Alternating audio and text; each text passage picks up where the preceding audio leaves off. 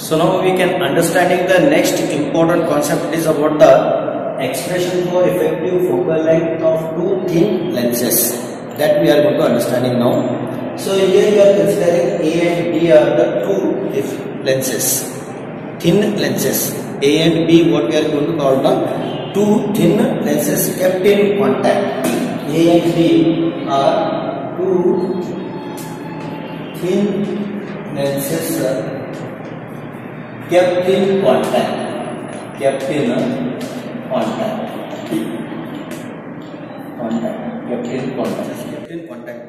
So next, so their effective means focal length of A and B. So that is the first lens and second lens that we are going to call the F1 and F2.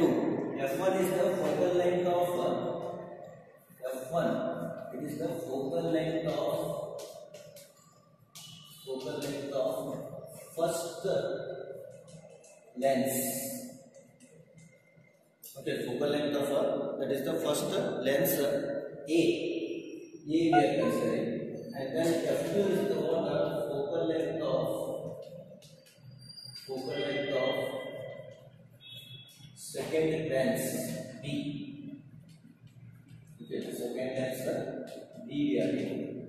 So F1 is the one focal length of first lens, that is A, and F2 is the focal length of second lens, that is the B. We are taking it. So next we are going to see that O is the one point object. This is the one, O is the point object. So by that point object, one ray which is passes through the principal axis, that will be undeviated. It is touches to the I0 and I1. And another one ray we are taking it, so that is O to N, and this is M. Okay, so O to N, it is incident.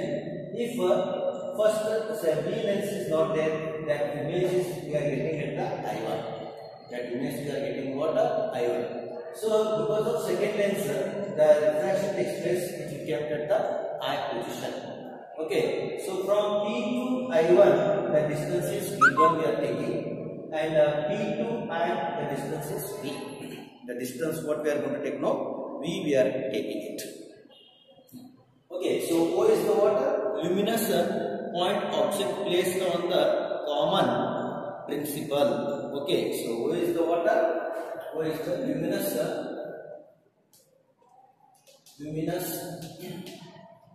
point object placed at the common principal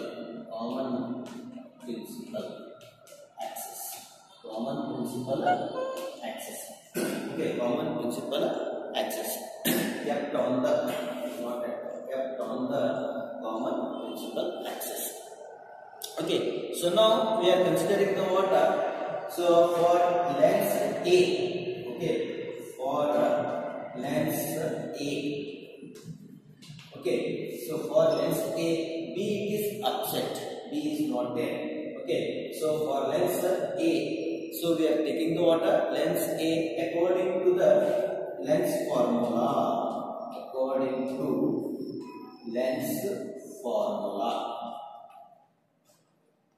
So we are only thinking that A is present, B is absent, B is not there. So then what happens now? The distance, it is the what object distance is U and image distance is V1. According to lens formula, what we are taking now? Minus 1 by U plus 1 by V equal to 1 by F. So here we are taking U as this. V is a real image, that is V1 we are taking it, that is the real image, and focal length F is F1 we are taking it. So therefore, so minus 1 by U plus 1 by V1 equal to 1 by F. This is equation 1. We are thinking that is the equation 1. So next, for lens B,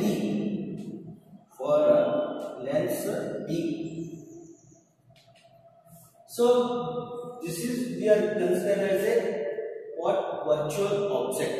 That virtual object is V1 and the image formation is V. So now for let's be, so what we are considering, so here we are going to considering that the object distance, that is the real distance, no? So here we can take the, here u equal to minus v1, okay, so that is minus u, it is in the right side now, so because of that it is right, but we are taking it as what? Virtual object, because of that virtual object, so that will be minus v1 we are taking it, and v equal to v equal to what we are taking the v only, and f equal to f2 we are taking it, f equal to what? F2. So substituting this one formula, so this is the formula A, okay, we are substituting in this one formula, so therefore this is minus 1 by v1 plus 1 by v equal to 1 by f2. This is equation 2. Now we are going to adding equation 1 and 2. Okay, so this is adding equation 1 and equation 2. So what we are getting now, equation 1 is minus 1 by u plus 1 by v equal to 1 by f1. Again this is minus, so this is plus, we are taking it plus 1 by v minus, okay, so this one minus, this is v1 minus 1 by v1 equal to 1 by f2. So see, this will be get cancelled, so this is minus 1 by u plus 1 by v equal to 1 by f1 plus 1 by f2. So but we are doing that minus 1 by u plus 1 by v equal to 1 by f. That is 1. So therefore our equation we can write down this factor, we are going to write down 1 by f equal to 1 by f1 plus 1 by f2. This is the what ultimate equation we are getting. So expression for effective focal length of two thin lenses we are getting.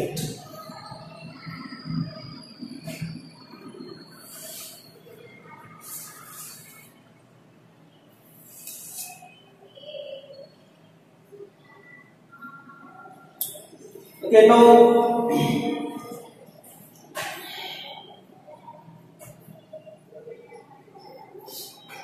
once again I'll explain it. Listen carefully. So here we are considering A and B are two thin lenses kept in contact. They are contact. So f1 is the focal length of A lens, f2 is the focal length of the B lens. f1 is the focal length of first A lens, f2 is the focal length of the second lens B. So O is the one luminous point object placed on the common principal axis. It is placed on the common principal axis. Now we are considering that B is absent, A is present. So then, as we are knowing that the lens formula, that is minus 1 by u plus 1 by v equal to 1 by f. This is I call as A. So here what we are going to take now, this is absent, means the image formation is at the I1, that is the real image. So u is as it is u we are taken, v we are taking the v1, okay, and f it is the what, f1, the focal length is the f1. So here we substitute minus 1 by u as it is plus 1 by v in the place of v, 1 by v1 equal to 1 by f1. This is equation. So now b is present, and now we are going to take the water, b is present, a is also present, the combination, both the combination. That time what happens now? This will be what real, virtual object. I1 is the what virtual object. This is the what real image is formed. That is the I. So then u equal to minus v1, v equal to v, and f equal to f2. So here we substitute the values. That is 1 by v1 plus 1 by v equal to 1 by f2. So adding equation 1 and 2, so that is a minus 1 by u plus 1 by v equal to 1 by f1, and plus here is taken the sum plus 1 by v minus 1 by v1 equal to 1 by f2. Okay, so this will get cancelled, minus 1 by u plus 1 by v equal to 1 by f1 plus 1 by f2. So then we are getting the minus 1 by u plus 1 by v equal to 1 by f. So therefore 1 by f equal to 1 by f1 plus 1 by f2. Okay, so now this Also we can write down in terms of the power of a lens. The power of the lens, it is the reciprocal of the focal length. So what we are getting now? The power of the lens is what? Reciprocal of the focal length. Power of a lens. Power of a lens. So that is P equal to 1 by F. So this is the equation 3. Okay, from equation 3. From equation 3 we are taking. So that is 1 by F is 1 by F1. So from equation 3, P equal to 1 by F1. And P1 equal to 1 by F1. And P2 equal to 1 by F2 also equal. So therefore that equation 3 we can write down P equal to P1 plus P2. This is in terms of power. So this is in terms of power of a lens. In terms of a power of a lens.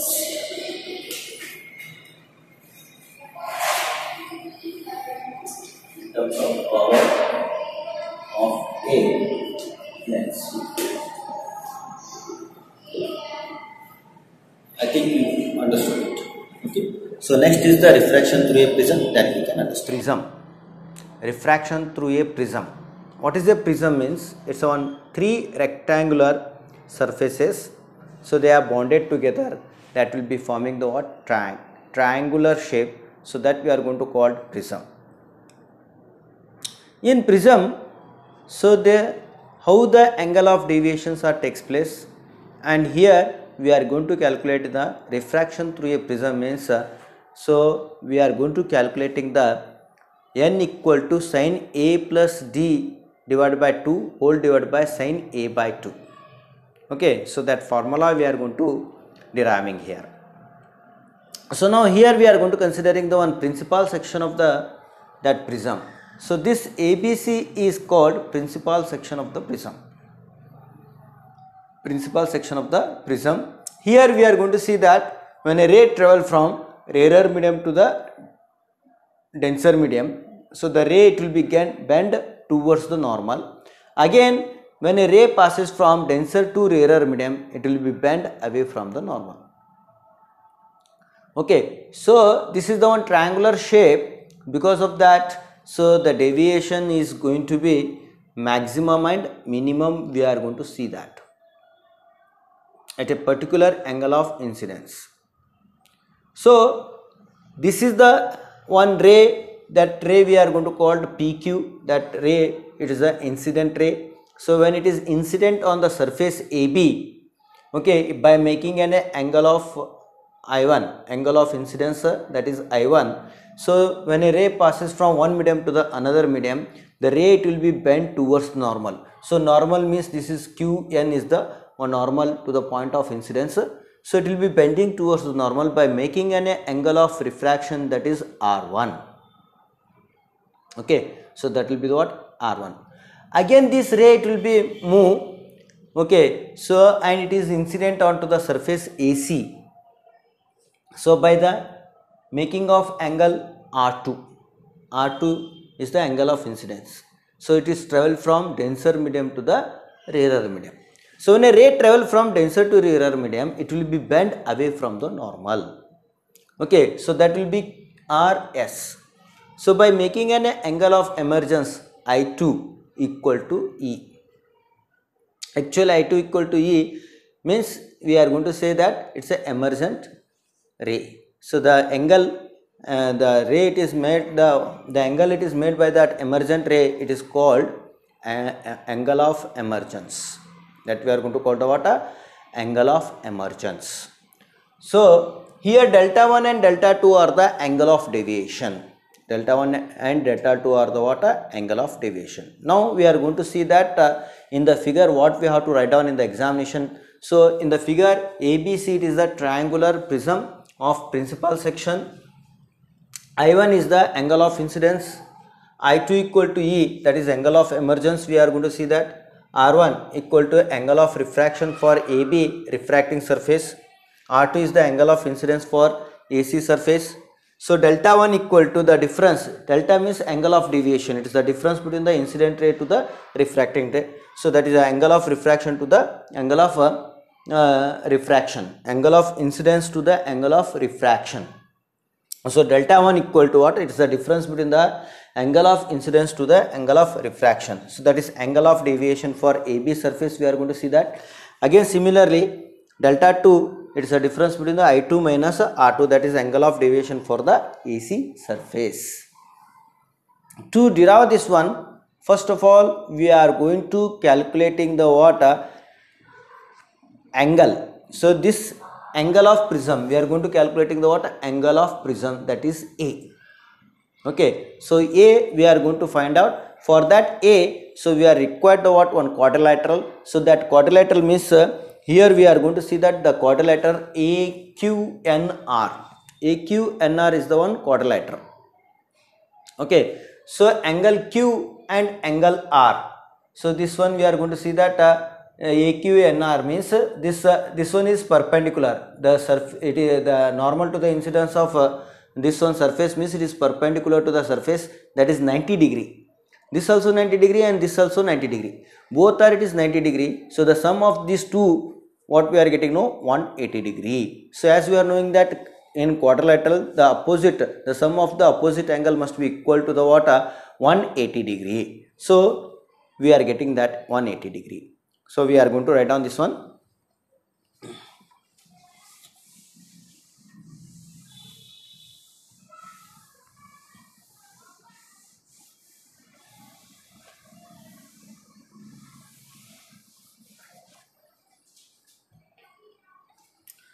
In a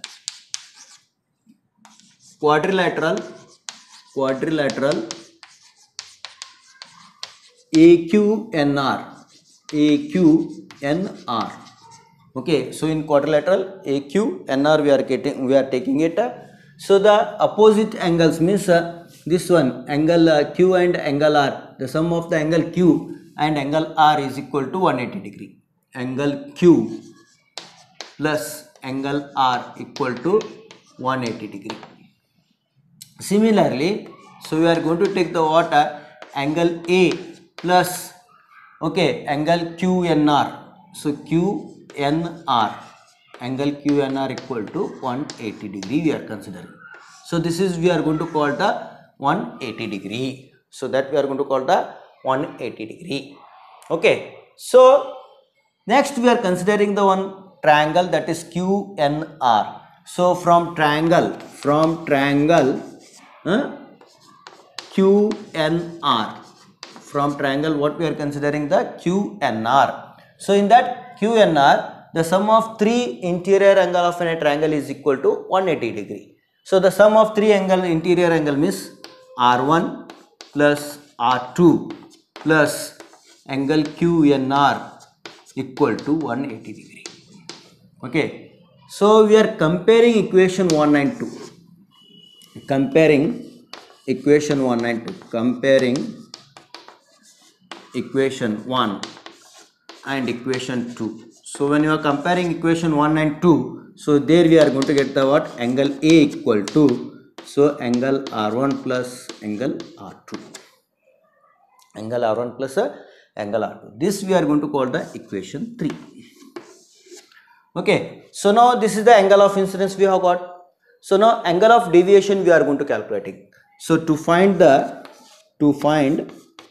angle of deviation,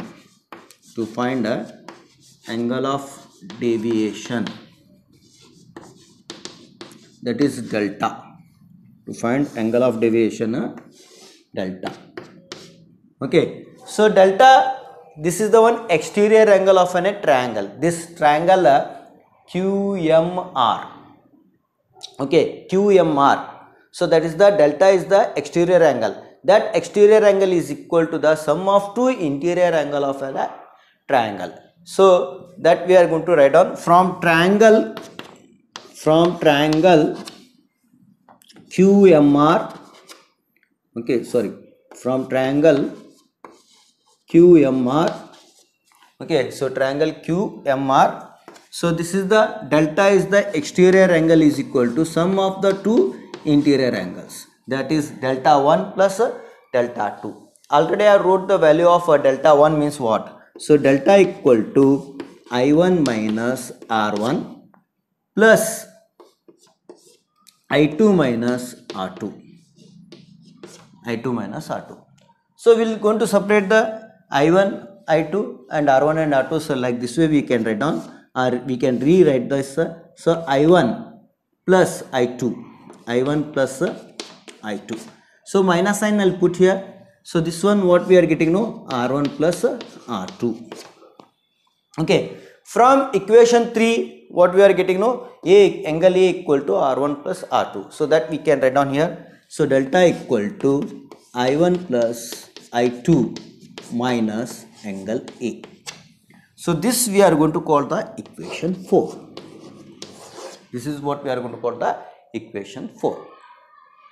I hope you people understood this much. So now next we are going to see that angle of deviation. So angle of minimum deviation. So next we are going to understanding the what? Angle of minimum deviation. So what we are going to call the angle of minimum deviation. So as the angle of incidence increases, so the first angle of incidence increases, angle of deviation first it is decreasing, and again the angle of incidence as it is gradually increases, again what happens now, so the at a particular again it will going to be increases. So how exactly I will going to show it.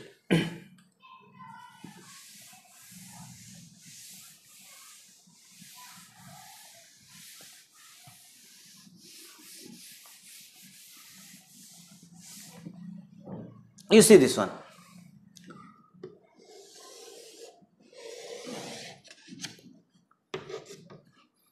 This is angle of incidence.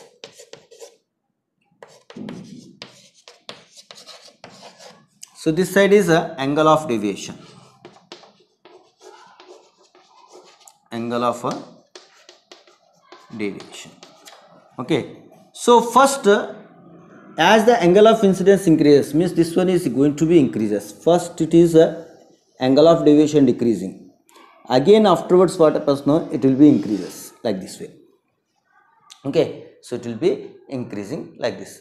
So then as a particular angle of deviation, if I taken like this way, this is the delta value. At particular angle of deviation, so this is first we are getting the what? Angle of incidence. So that is I2, that is angle of emergence we are going to call. When at a particular angle of deviation, that is minimum deviation, there we are going to see that I1 equal to I2. So this we are going to call delta equal to dm. Okay, so delta equal to dm. So at minimum deviation, at minimum deviation, what we are going to understanding means, here I1 equal to I2 equal to I. Okay, I1 equal to I2 equal to I, and R1 equal to R2 equal to R. Why we are getting this type? Because so this inside the QR is the refracted ray, so that will be equal to the BC. When it will be equal to the BC, so this R1 and R2 is equal and I1 is equal to I2. So because of that reason, so what happens now, this will becomes the water. So at the minimum deviation, so delta equal to delta M, so I1 equal to I2. So because of that I have written the what? I1 equal to I2 equal to I, and R1 equal to R2 equal to R. So when it is possible, so when so delta equal to dm. Delta equal to what is that? Dm. So now we are going to again we are going to take the what?